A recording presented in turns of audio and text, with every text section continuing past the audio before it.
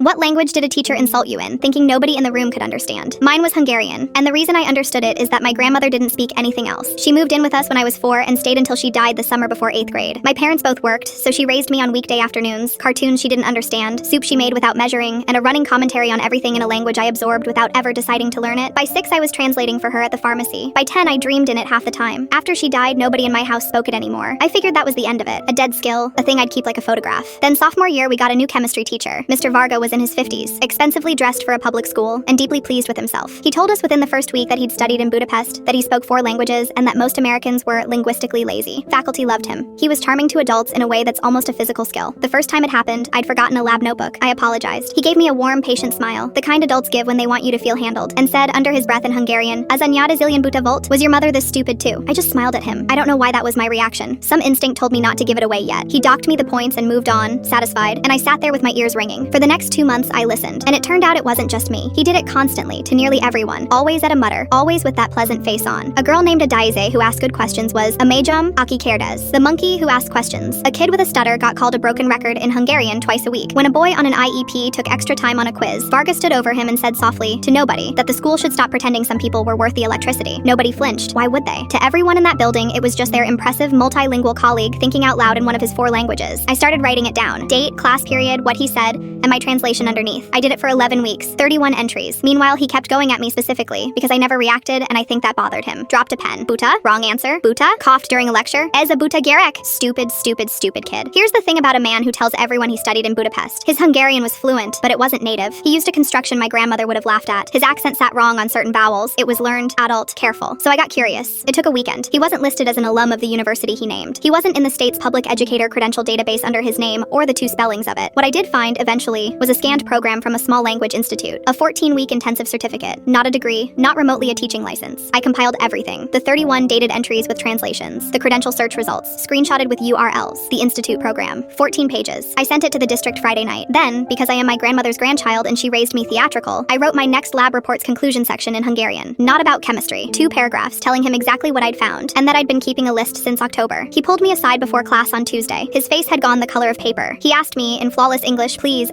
not to destroy his life. I told him I didn't follow. I asked if he could say it in Hungarian. He stared at me. Then he said he'd stop. He'd never say another word in it. He'd apologize to anyone I named. Just don't tell anyone. I told him I was sorry, but I'm too booted to have thought this through. I'd already sent it Friday. He was gone within 3 weeks. Substitutes for the rest of the semester. A couple of teachers were noticeably cool to me afterward, which taught me something about adults that I hadn't known before. Adaize figured out it was me somehow. She asked me what he'd been saying about her. I told her the truth, and then I told her what my grandmother used to say about men like him, and I made her repeat it back in Hungarian until she got the vowels right.